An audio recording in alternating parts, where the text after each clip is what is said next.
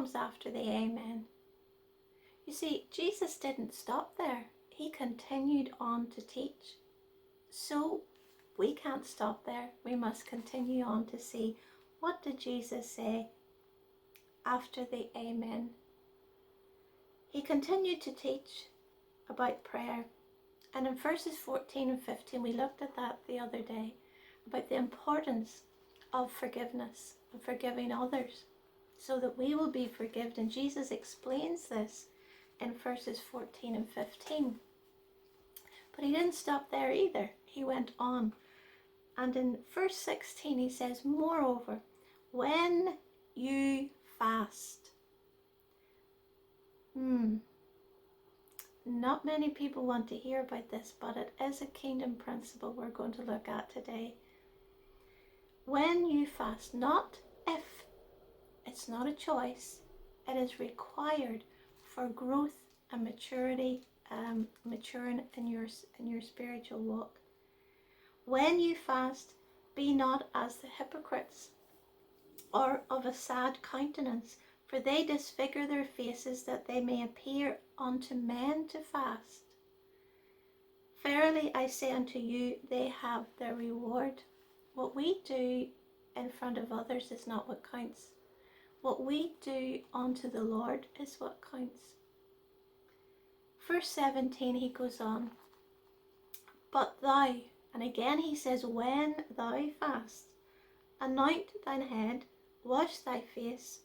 And in verse 18 he says, that thou appear not unto men to fast, but unto thy Father which is in secret. And thy Father which seeth in secret shall reward thee openly.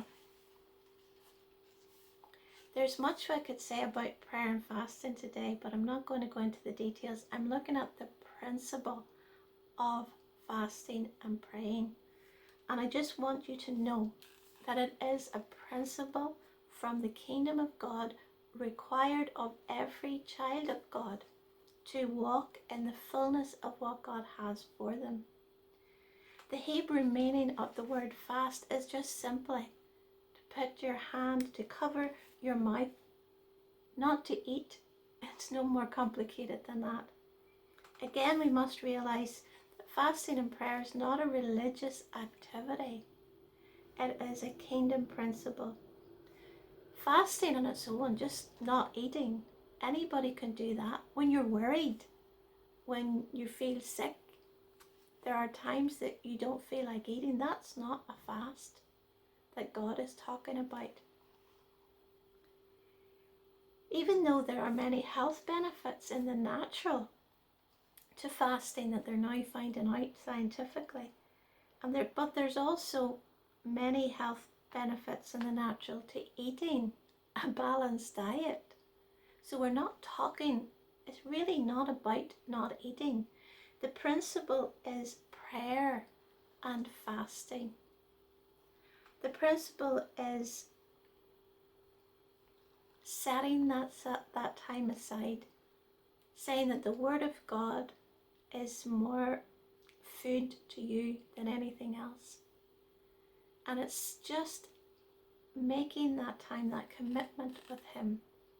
And it's unto the Lord, not unto men. Although there is corporate fast, when a church will come together, like at the beginning of the year, many churches will pray and fast for the first 21 days to set aside that time for the year ahead. They're given the first fruits of their time and their year to the Lord.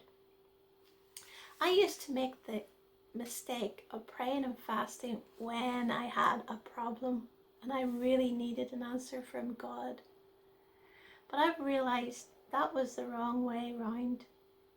That was me playing catch up instead of me being led by the Spirit of God. But I've learned that there's much more. To be led by the Lord, to live every day unto God, being warned of things to come, being ready when the battle comes, being filled up with the Spirit of God and the Word of God. Like the old saying, prevention is better than cure. Always better to be ahead and to be prepared than to be running behind and always feeling like you're catching up. It's much better to be equipped for the battle before you go in than waiting till you're in the battle and then trying to get the right equipment. God wants to lead us. He wants to prepare us for what lies ahead. He wants to warn us. There's many scriptures that the Lord can show you. He wants to show us what's holding us back. He wants to give us insight into problems before they even arise. He wants the best for us. So as we give ourselves to Him, we're not just denying ourselves.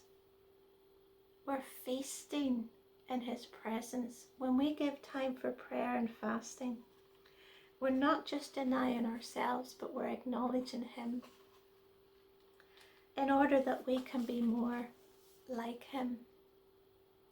So don't shy away from prayer and fasting. If you've never done it before, or it's just been something that you've done just when you were in desperation, there's plenty of resources, there's plenty of information about it out there. But I say to you today, don't dismiss it, for it is a principle of the kingdom, and it's one of the prayer principles that Jesus taught. So it is important. So equip yourself today with the knowledge, the understanding about it. Find out more about it. Don't dismiss it. Amen.